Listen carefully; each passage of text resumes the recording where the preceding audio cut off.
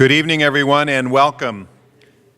My name is Mark Hallahan. I'm the rector of St. Paul's Episcopal Church in Pomona and convener of the Pomona Valley chapter of Progressive Christians Uniting. And I want to welcome you to this, the second lecture in our 2014-2015 series of Agenda for a Prophetic Faith. If you'd like to hear more about PCU, I'll be at the PCU table with John Forney, the organizer of our chapter, after the lecture. But now, over to the Reverend Mark Wiley, the pastor of Claremont United Methodist Church. Good evening. We're glad you could brave the Southern California weather to be here tonight. We all know that an inch of rain in Southern California is 3 feet of snow in Boston. So we're glad that you're here.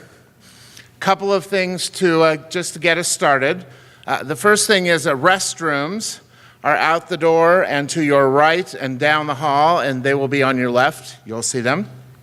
After this event concludes, there will be refreshments in the narthex, and you are welcome to partake and share all the goodies. Now, some things are a little bit different about this event. The first thing is, instead of having a question and answer period, we're actually going to have a panel of young adults, and you will see students listed in your program. So I'm just going to have them stand so you'll know who they are. They didn't know I was going to do this, but oh well. So Lerron, if you'll stand,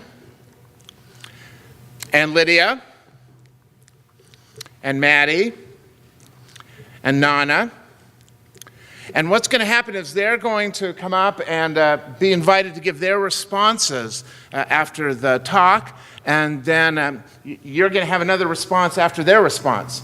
So you get the last word. Probably dangerous. But we're glad you're here, and welcome. And let's see if there's anything else I was supposed to say. We do want to welcome the Reverend Ed Bacon to be here and to be in our midst and share with us his call and the call from being on the front lines. Thank you.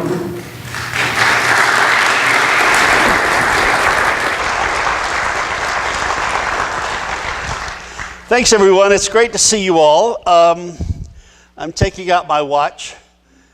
I remember the old story about a little girl who went to visit another church with her best friend. And the preacher got up to the pulpit and took off his watch and put it on the podium. And the little girl who was visiting was very, very interested in absolutely everything that happened. And so she asked her friend, what does it mean that he took off his watch and put it on the pulpit?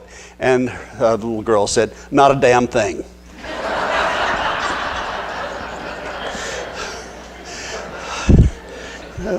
But I've taken this off because I've been given a time limit, and I want to adhere to that and also hear from these folks who are going to respond to my words. I'm really grateful to John Forney and the Claremont chapter of the Progressive Christians Uniting for this opportunity to share something of my journey as a leader of a Christian faith community that strives to live out of the prophetic tradition. And do I have everything turned on right? Very good, thank you.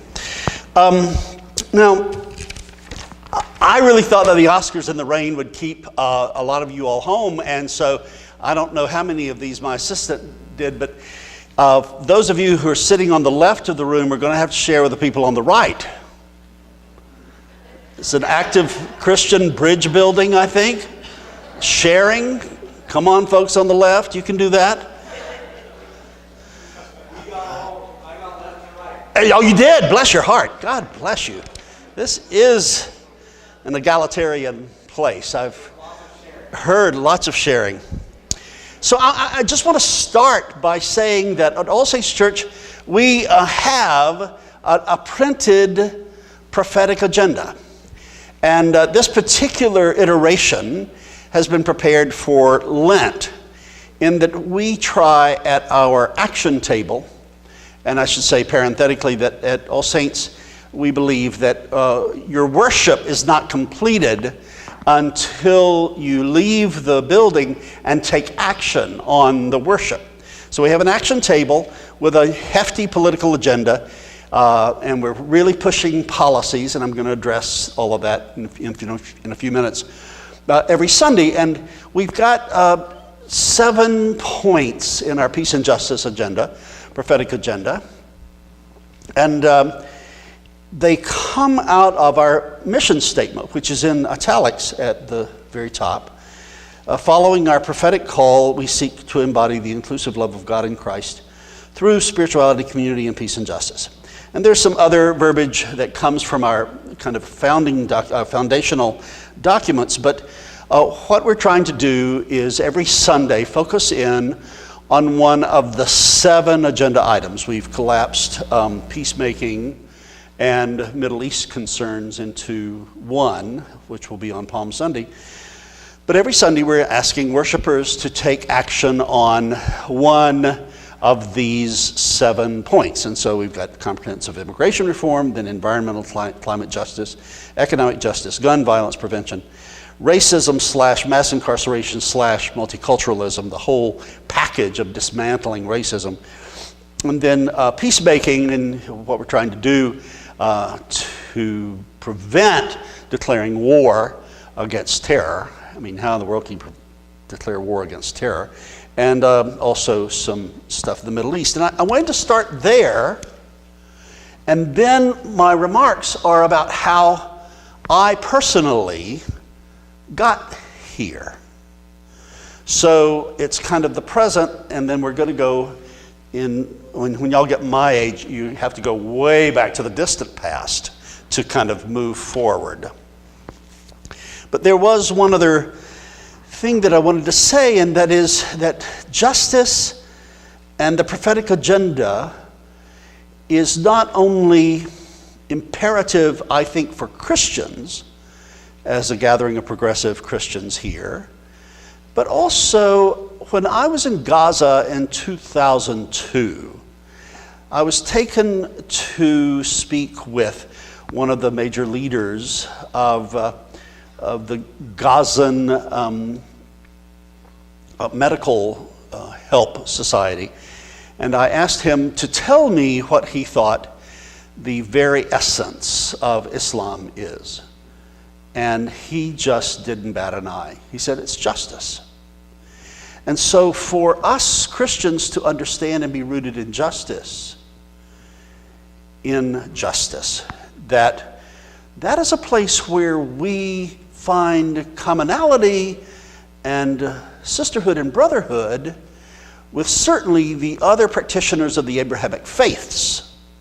I'll never forget when I early moved to Los Angeles in 1995, having a meeting of interfaith leaders down at the Islamic Center. And Rabbi Pierson, God bless him, who just died on Christmas Eve, and Maher Hatut, who died in January, and a few others, George Regas, and a few of us were gathered to work on nuclear weapons. And Leonard paused, Rabbi Pierson paused and said, you know, I feel more kinship with you than I do with a lot of my co-religionists. It was a great breakthrough for me because, as you will hear in my story, I started in the Southern Baptist tradition in the South, and I know an awful lot of people who are on the right wing of Christianity, and I feel so much more kinship with that leader of Islam in Gaza than I do with a lot of my co-religionists. So let me tell you a little bit about my story relative to the prophetic faith and agenda. So I was raised by a Southern Baptist preacher and his wife, my mother, a really great church lady. And I never heard the word justice or prophetic or prophets until I went to college. My father believed in the golden rule. The person with the gold makes the rule, and so he made a decision that I would go to his alma mater, which was Mercer University in Macon, Georgia. And little did he know that there was a cabal of prophetic, left-wing, progressive Baptist preachers and professors there just waiting for the likes of me to come. It was 1965, and they were friends with a guy in Atlanta named Martin Luther King Jr. And they introduced me to the 8th century, before the Common Era, 8th century prophets. And I'd heard, every Baptist kid has to memorize the books of the Bible, the 66 version of the Bible, 66 books of the version Bible. So, I could rattle off Amos and Isaiah and Jeremiah and Hosea, those cats, but I didn't know what they were about. And these guys at my college said, now this is the tradition of Jesus. There are a lot of traditions in the Bible. There's the legal tradition, and there are all sorts of other traditions, poetic tradition, the purity code, but there's this prophetic tradition, and Jesus was rooted in and resourced by the prophets. And there was a guy who had developed an organization called Luke 4:18. And I asked him, why did you name your organization Luke 4:18? And he rattled off to me Luke 4:18, which was, of course, you remember, Jesus' inaugural address, where he went and took from the scrolls Isaiah 51 and said, the Spirit of the Lord is upon me, because God has anointed me to preach the good news to the poor, sent me to proclaim release to the captives and recovery of sight to the blind, to set free those who are oppressed, and to proclaim the year of our Lord's favor, the Jubilee year. And these professors of mine were saying, Jesus, by choosing this passage, showed that he was going to root his ministry in the prophetic tradition by choosing to read from one of the prophets. So, bud, if you want to know who Jesus really is, you need to find out about the prophetic tradition. And in essence, the prophets were those who were critical of their own tradition, where the tradition was not taking care of the marginalized and was not proclaiming that God is in all. The divinity, the divine Spirit of God is in all, and everyone is supposed to be taken care of. This whole notion of self-criticism was brand new to me. Now, there was a guy who was also friends of my professors, who also was a friend of Dr. King, who lived near Nashville, Tennessee, Mount Juliet, Tennessee. His name was Will Davis Campbell. And he was a Baptist preacher, had graduated from Yale Divinity School, and stayed with the Baptist Church. And he was known for being someone who ministered both to the Ku Klux Klan and to the Black Panthers. So from time to time, we would have a journey over to see Brother Will. And he would drink a lot of bourbon and sing a lot of country music and spit and curse and talk about Jesus the prophet. Now, once it was time for us to go to Atlanta from Macon, because Will Davis Campbell was going to speak to the 1968 SNCC convention in Atlanta. And these were really crazy professors I had, and they wanted me to go and be exposed, and Dr. King had just been assassinated. And so Will got up and said, I understand that Dick Gregory was supposed to speak here tonight, but they couldn't get him, and so they've gotten me, and we're going to watch a CBS documentary about the Ku Klux Klan, and then I'll say a few words. So we all sat there. Most of us were African American. All of us were on the left wing of the student organizations in America. And the CBS documentary really made fun of how ignorant and redneck the KKK was. And Will got up afterwards and he said, I am pro-human, therefore I am pro-Klansman. Well, 90% of the kids got up, yelled at him, exited, shooting him the bird, and I didn't know what had happened. And then a few of us stayed, and he began to unfurl this tapestry of what the prophets were all about, making sure that everyone was held to the same standards of respecting the dignity of every human being, even though they had done the very worst thing that you could do. And he talked about how he ministered both to the Panthers and the Kluxers. It was quite shocking, but it was a deep tectonic shift for me. The next thing I need to say is that Dr. King, by virtue of being introduced by those folks, has always been my North Star when it comes to the prophetic agenda of being a Christian.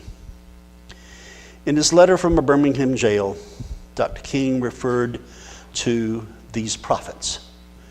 He said the earliest prophets of monotheism, centuries before Plato, they introduced a deity that shockingly held kings and peasants to the same moral laws and rejected the forceful authority of state violence as evil.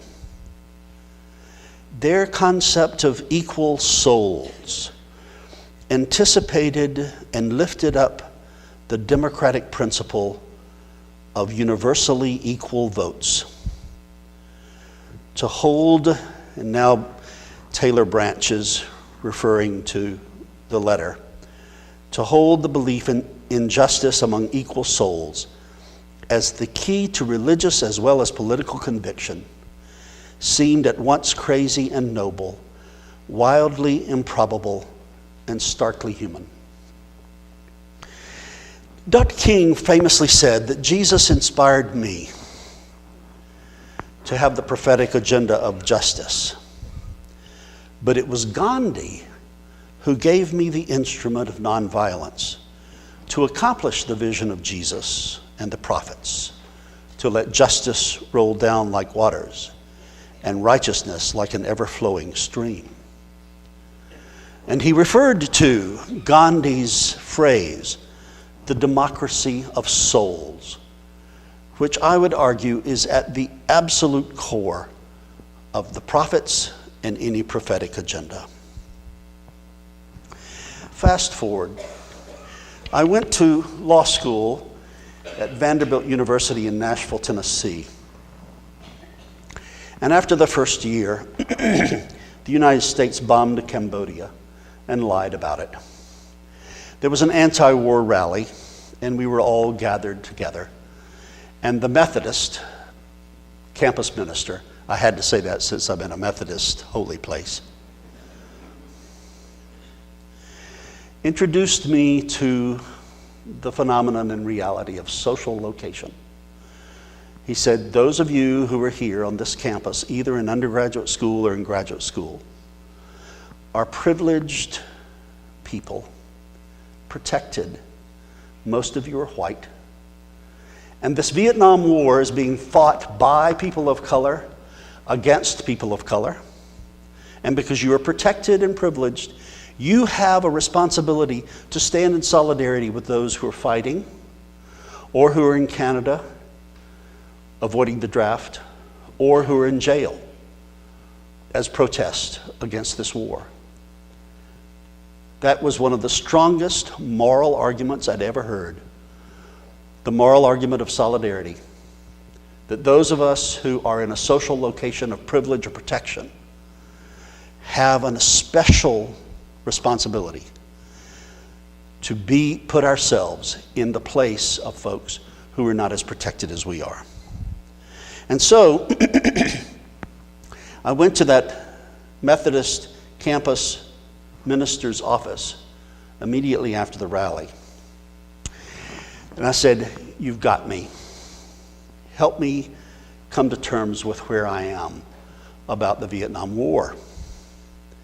He also said that many of you who are here, if you didn't have the protection of your privilege, you would be fighting in Vietnam right now. And I knew he was right because I had a draft selection service card in my hip pocket. And I had draft number 4.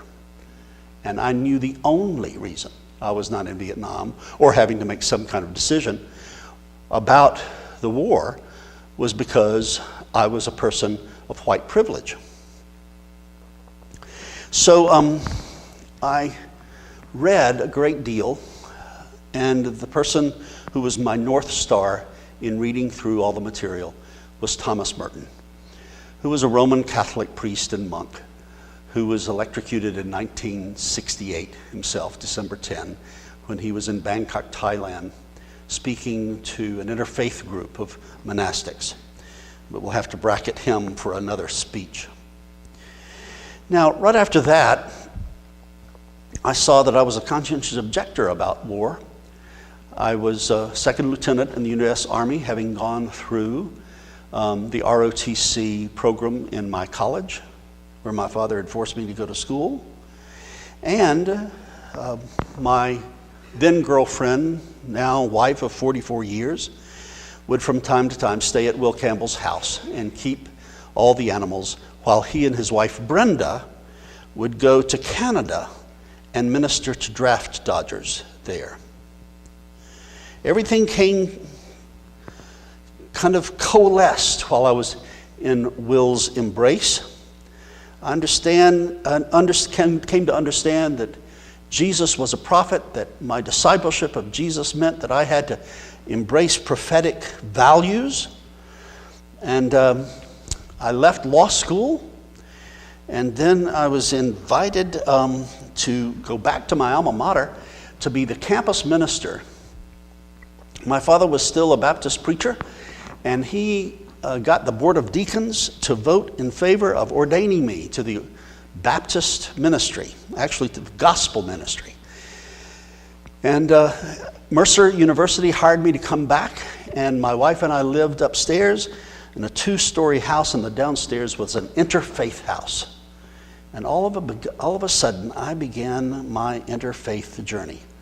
I was leading anti-war rallies, I was doing draft counseling, I was doing abortion counseling, and I got introduced more deeply to Rabbi Abraham Joshua Heschel, who had marched with Dr. King. And when he had marched with Dr. King, he said, "I felt like my legs were praying." Born in 1907, died in 1972, and his professorship at the Jewish Theological Seminary of America in New York City, the main seminary of conservative Judaism, his professorship was in, get this, Jewish ethics and mysticism. It was not considered 2 separate categories, but rather he who wrote so much about the prophets said you could not divide mysticism from justice, that they're all of a piece. He argued that justice is not an absolute principle or idea, because he said the prophets do not speak of a divine relationship to an absolute principle or idea called justice, but rather the prophets were intoxicated with the awareness of God's relationship to God's people and to all people. So God's concern for justice grows out of God's love for humanity, out of God's compassion for humanity. And so justice, he said, is not important for its own sake. The validity of justice and the motivation for its exercise lie in the blessings that God wants to give to people for being a just people. Rather than abstraction of value, justice exists in relation to a person and is something done by a person. An act of injustice is condemned not because the law is broken, but because a person has been hurt. Somebody God loves, who bears the divine image, has been hurt. What is the image of a person? A person is a being whose anguish reaches the heart of God.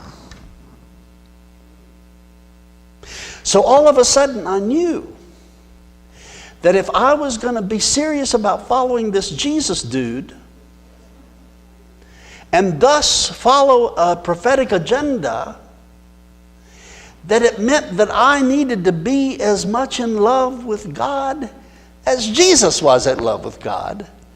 And that through my love of God and God's love for humanity, the justice stuff came into the picture. Now, along the way, it became very important for me to understand that justice was different from charity.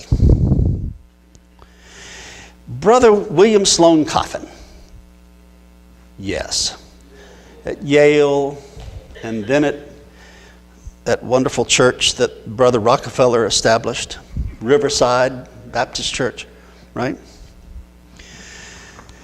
He said, colleges, like churches, tend to be long on charity and short on justice.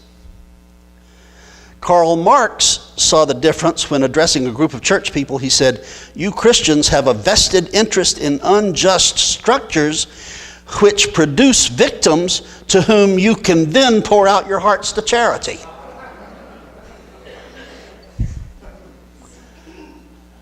And Brother Coffin said, of course, the insight was biblical before it was Marxist.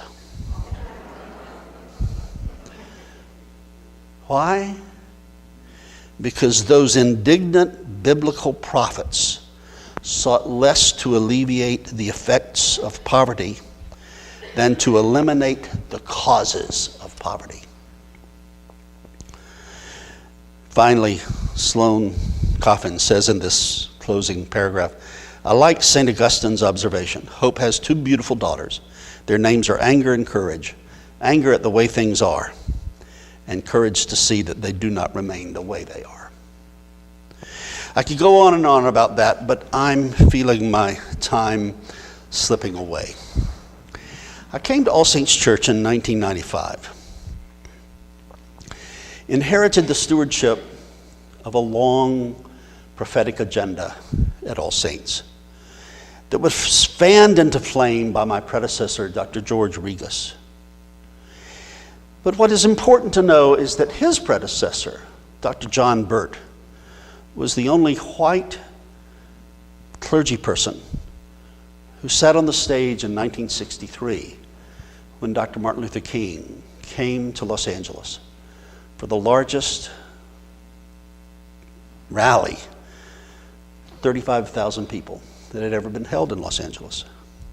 And his predecessor, my great predecessor, or great-grand predecessor, or however you work that out, Dr. Scott went to the Union Station when FDR, about whom he had preached positive sermons, when FDR, who said, we have nothing to fear but fear itself, out of his own fear, interred Japanese Americans and sent them off to internment camps, which our Japanese American friends prefer we call concentration camps.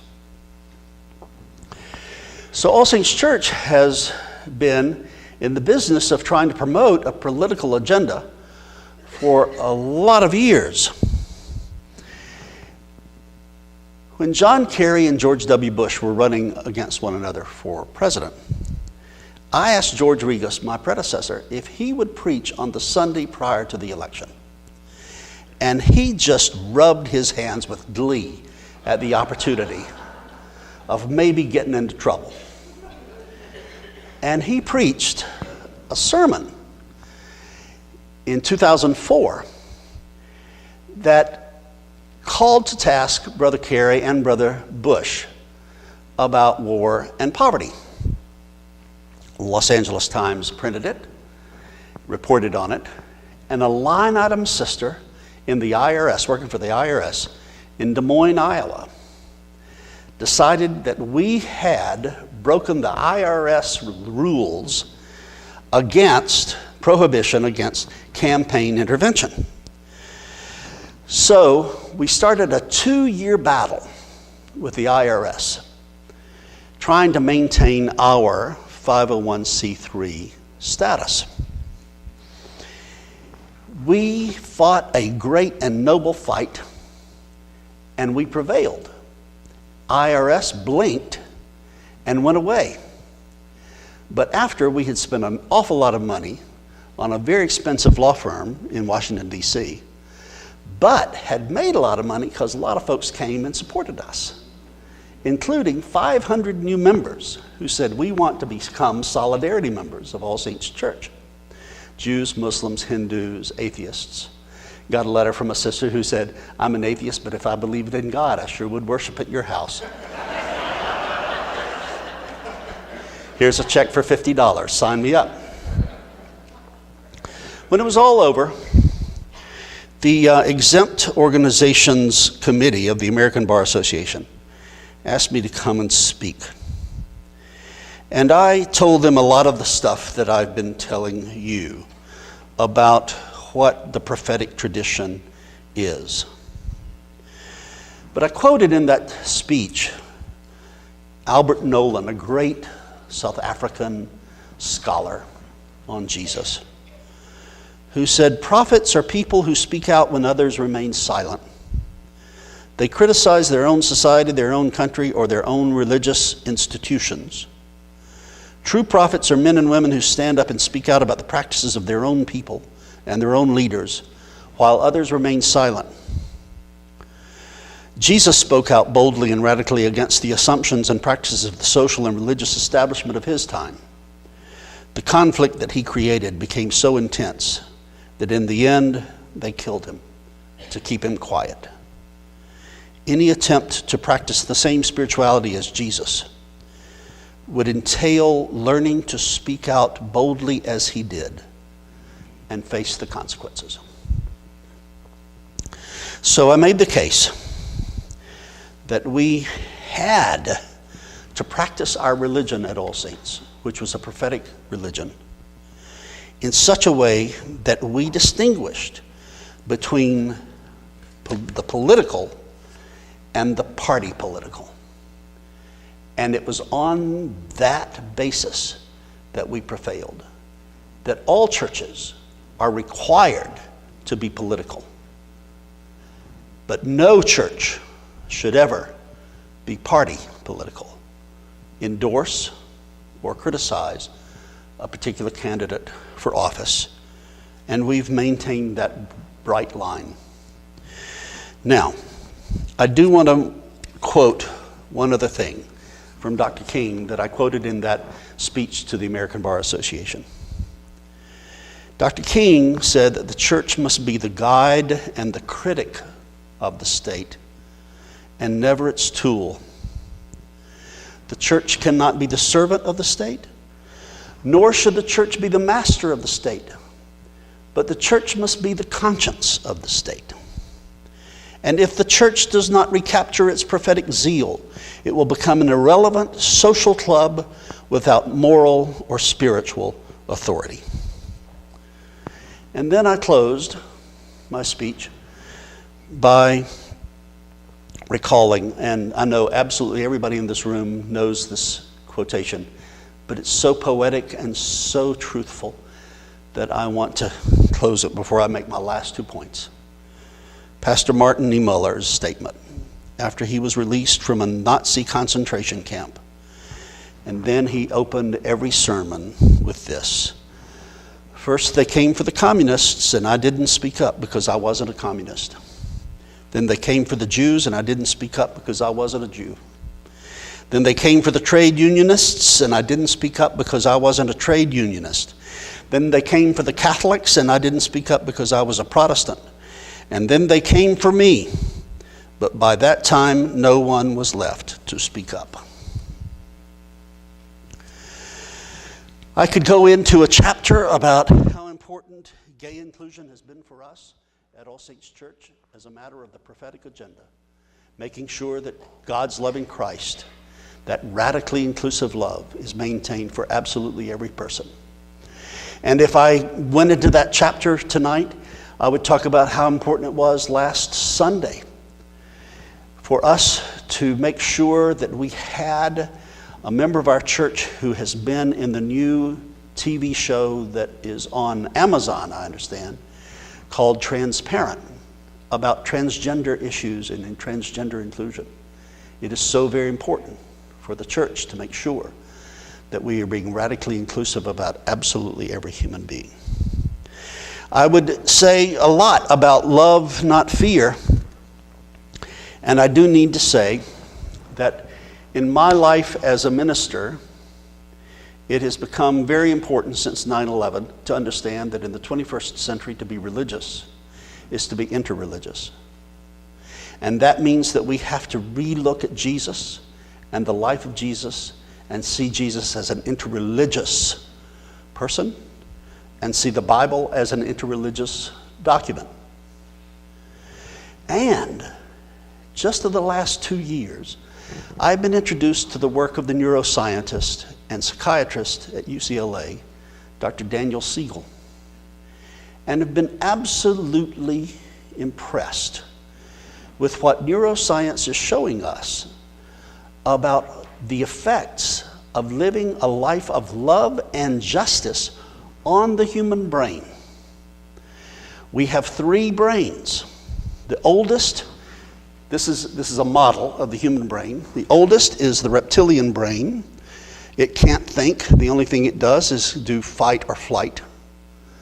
And so if you get scared, all your blood leaves all the rest of the parts of your brain, this very young brain, this medium-age brain, and all the blood goes down to your oldest brain, your reptilian brain, and you can't think. You can only do fight or flight. However, if we have ways to overcome our fear with love, which is the point of my book, and there are plenty of copies you can buy after this meeting, you can get the blood to come up here in the mammalian brain, and you and I can begin to act like mammals. Mammals care for their young. They're playful. They're compassionate. You can't find a snake who's going to be playful with you or care for their young. But if you really exercise the life of love and let the brain come on up from the reptilian brain to the mammalian brain up into the prefrontal cortex, which we have in common with all primates, and then begin to activate this is where Dr. Siegel says that you have 9 traits, and I won't go into them right now, but they almost to a T match the fruit of the Spirit in Galatians 5. Neuroscience and St. Paul being in resonance. And one of them, of the 9, is morality.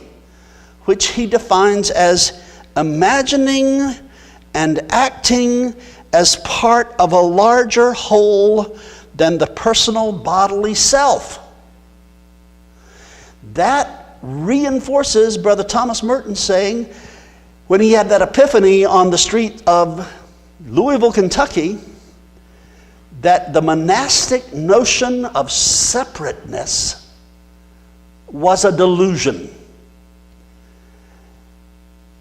When Richard Rohr says evil gets hold of us, the two responses are to think we're separate and to think we're superior. Now, I must close. 3 Sunday nights ago, this is so recent in my life, it is fresh out of the oven. Ignacio Castuera had been, another great Methodist, had been at All Saints and handed me a packet of material about this thing that John Cobb is doing here, June 6, 7, and 8, about sustainability. I say, okay, great, John's wonderful. Okay, take it home, open it up, and damned if I don't read this little 2-page thing that John Cobb has written called Just One More Thing Before I Go. And what he talks about is the fact that we human beings have already passed the point where changes in our behavior will prevent extensive decay because of climate problems. It's not whether it is going to be bad, but it's just a matter of how bad it will be. But how bad is still a very important matter. It is too late to prevent extensive suffering. Unfortunately, that is going to be the culture in which you and I live the rest of our lives, but it's not too late to make some difference in this climate crisis. And then, John Cobb is the delivery system for changing my life. He refers to this thing called Pando. Recently, he writes, an image was suggested to me that seems to encompass much of what I've wanted to say for many years. There are aspens. And I want you all, if you don't know about Pando, you've just got to Google this tonight before you go to bed. There are aspens in southern Utah that spread over 100 acres, and what we see appears to be a massive grove, but in fact it is one single tree, genetically the same, sharing a single root system. All of what appear to be separate trees are in fact one organism. When any part of the organism needs nourishment, the other parts come to its aid. We can say a lot more about Pando, but I am here to argue, my friends, that Pando is what the prophets are about, saying that we are all interconnected. And you look at one of those trees in southern Utah, those quavering aspens, and it has the same root system as all the others. It's the largest and heaviest, biggest organism on the planet. And if you and I have a prophetic mind and we are part of Pando, and we look at one of those trees and say, that is not me because that person is homeless, or that person is poor, or that person's a failure, or that person's a person of color, or that person is another religion, or that person doesn't believe in God, or that person is a member of ISIS, or that person's grandfather was the KKK, and I have nothing to do with them, that is a lie. We are all in this thing together. That's what the prophets were telling us. That is the prophetic agenda. And the only way for us to survive is to turn the human race into the human family with love, and justice is its instrument. It has been a lovely thing to be with you. Thanks for paying attention.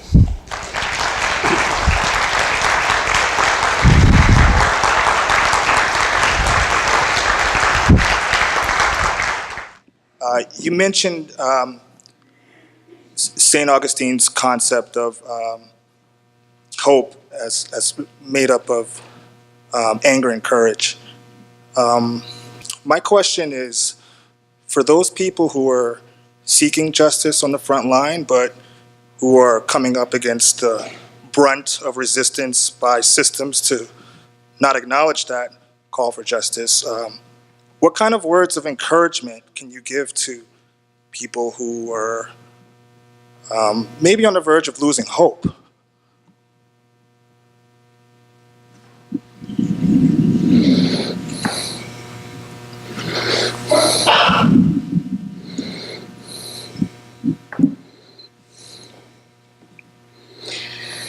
Okay, hi. Thank you for your wonderful talk, Reverend Ed Bacon.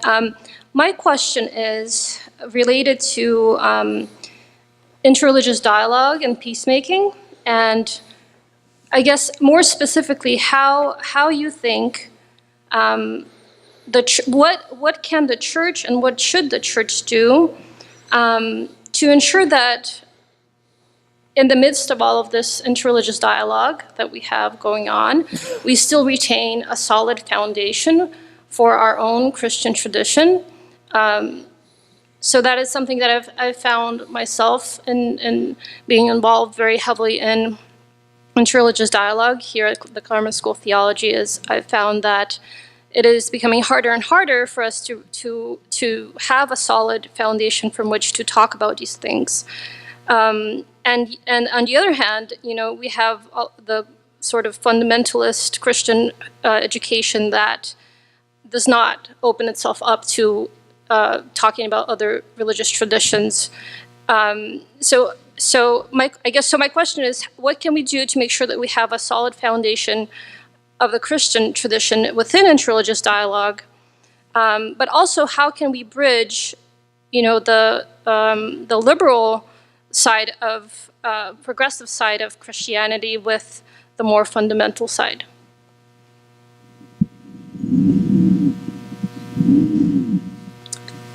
Thank you for speaking to us. Great talk. My question has to do with what. Oh, sorry. Initially, you spoke about peace and the Middle East as being a topic that you discuss with your congregation. So I wanted to hear more about what you think is the role of progressive Christians in the the Palestinian-Israeli conflict and just like all the unrest that's been going on within the Middle East right now. Like, what are the roles that progressive Christians can take in these issues?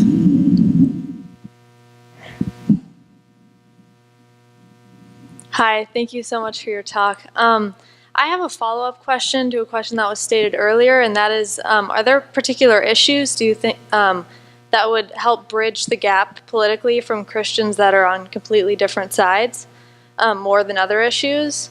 And the second question is, how do you think the new Pope is kind of bringing this idea of a prophetic agenda into larger Christian circles?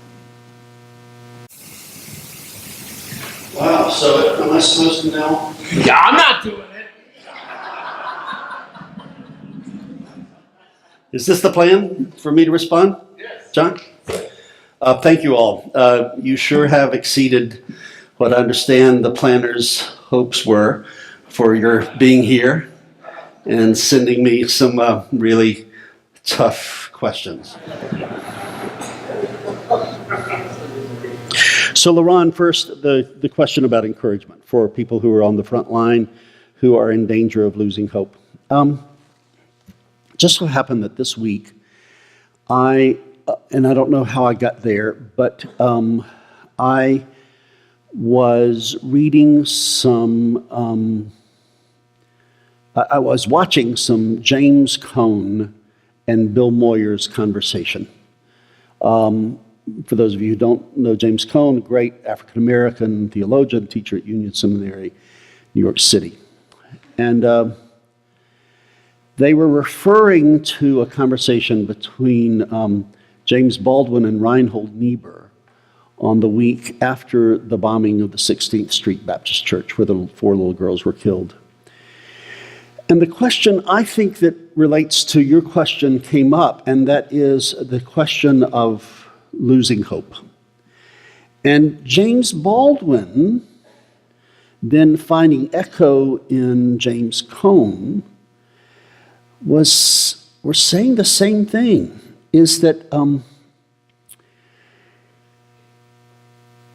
there is power in coming together and sharing our human anger and courage. And both of these people are people of faith now. So this may not be an agenda that we can sell to people who struggle with faith, and I really, really respect that. But they said that the beloved community is a real thing and wants human beings to be instruments of that beloved community. And when they put themselves on the front line, there is power, what I call beloved energy, because when Jesus came out of the waters, God said to Jesus, "You are the beloved." And he told Peter, James, and John in the Transfiguration story to pay attention or listen to the beloved. And that there is beloved energy in our coming together. There's beloved energy in our being here together tonight. And so what we need to say to people who are on the front lines, we need to be there on the front lines with them. And let me open a parenthesis here. If you don't know Brian Stevenson, please go to school on Brian Stevenson. Brian Stevenson, young African-American Harvard Law grad, could have hung out a shingle and made millions of dollars. Rather went down to Montgomery, Alabama, and defends people who are up for death penalty trials. He spoke to All Saints Church and said, the opposite of poverty is not wealth. The opposite of poverty is injustice. The opposite of poverty is justice. And then he said, the answer to the mass incarceration problem we have is proximity. We all must become proximists. We have got to go to prison. We've got to visit people in prison. Prophetic ideal, Isaiah 51, Luke 4:18, right? Matthew 25. We have to be with the captives. So we have to, close parenthesis about Brian Stevenson. This whole notion of proximity is we have got to be with the people on the front lines to the degree we physically can. And if we physically can't be there, we've got to find another way to be there.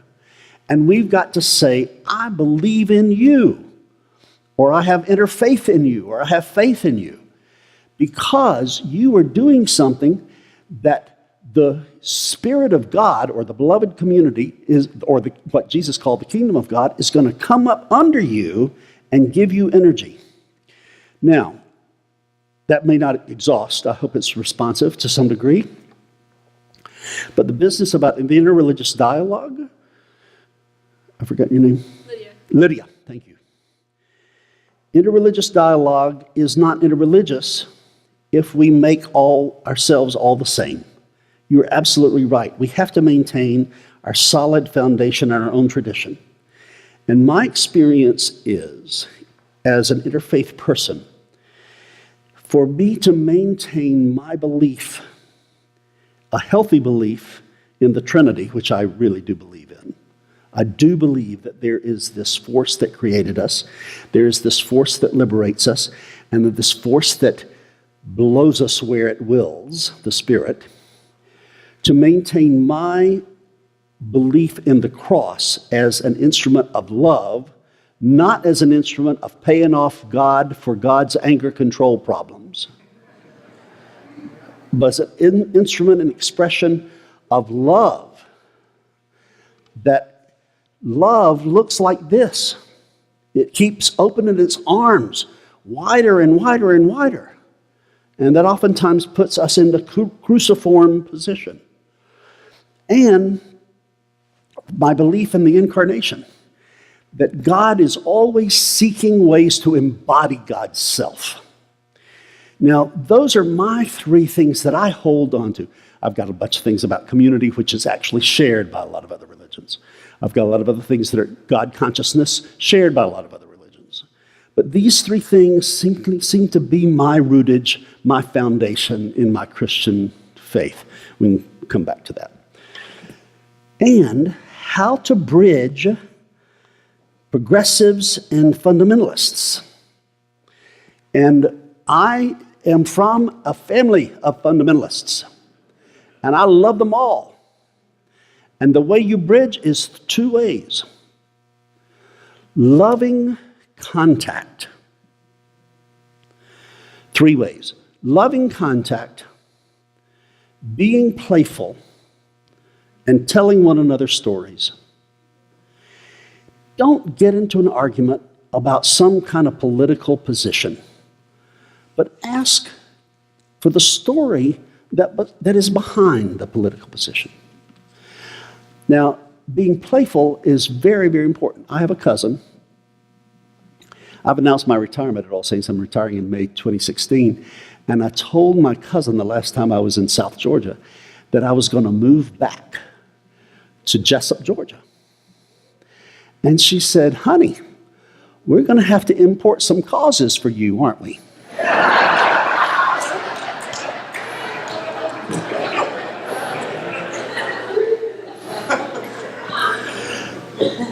Playfulness is one of the ways you get people out of their reptilian brain up into their mammalian brain. And if somebody can't play with you, then you've got to find something else. We're in real trouble. But I've found that fundamentalists and progressives can gee and haw around storytelling, loving connectivity, and playfulness. What is the progressive Christian role in the Middle East? Thanks, Nana, for a really easy question. So last Thursday a week ago, I got to preach at my alma mater, Emory University in Atlanta, and teach an hour in the ethics class. And then my wife and I got to be on the front row of a lecture on moral leadership, a class in moral leadership at my alma mater, my seminary, given by President Jimmy Carter. And it was so fantastic. John Cobb, he's 90 years old, just as sharp as a tack like you are. I know you're not 90 yet. Oh, have you gone over? All right. He's as sharp as you are. And he gave this wonderful lecture about race, women, and universal human rights. So it was a great thing. And so I got to ask him a question. Now, he had been baldly Christian all during his presentation. He didn't have to edit anything because he was in a Christian environment. Emory University loves him. They have half the people on the Carter Center, and he puts half of his people on it. And they have this wonderful love relationship. And so it was really, really Christian, really. And so I said, Mr. President, you're a man of hope. I know you're a person of hope. And he said, yes, I am. I had on my costume and all that kind of stuff. So he was, I was the only person with a collar and the thing. And he says, yes, I am. And I said, could you tell us what is the source of your hope when it comes to the Middle East? And he said, sir, you had me until the last two words.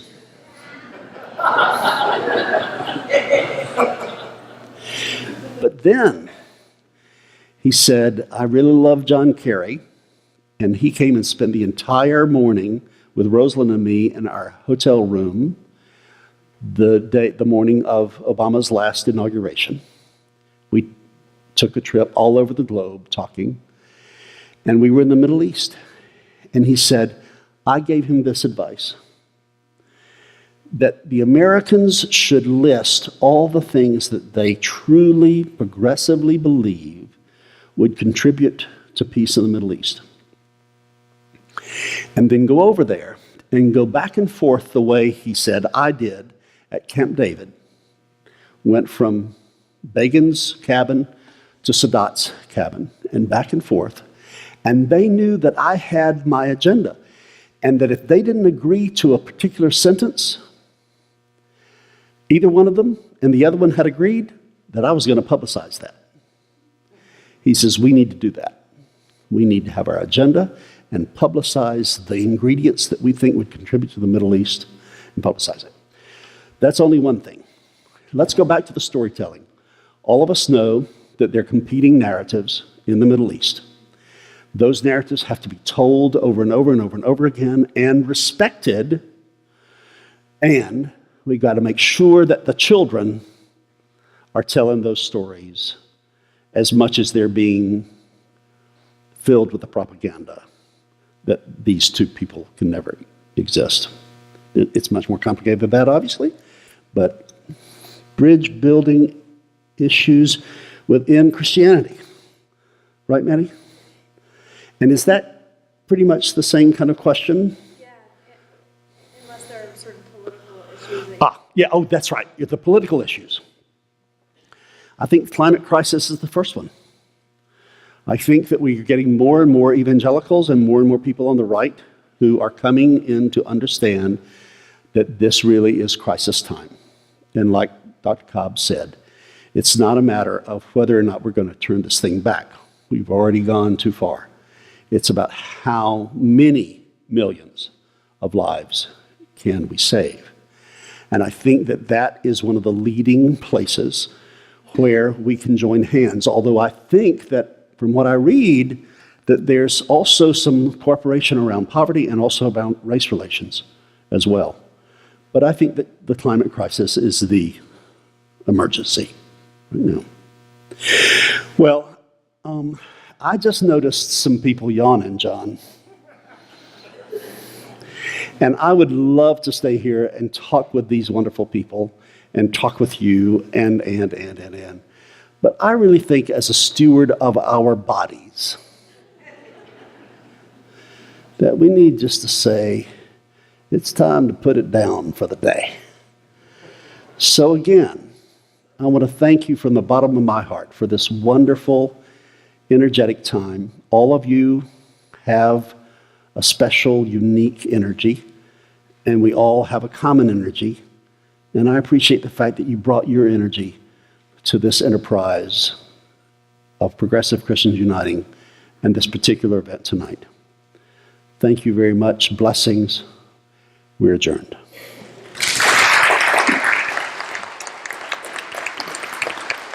Those were great questions. Really, really great questions. Thank you so much. Great questions, Lidiya. Thank you very much. Thank you, brother. Thank you. Thank you. Thank you.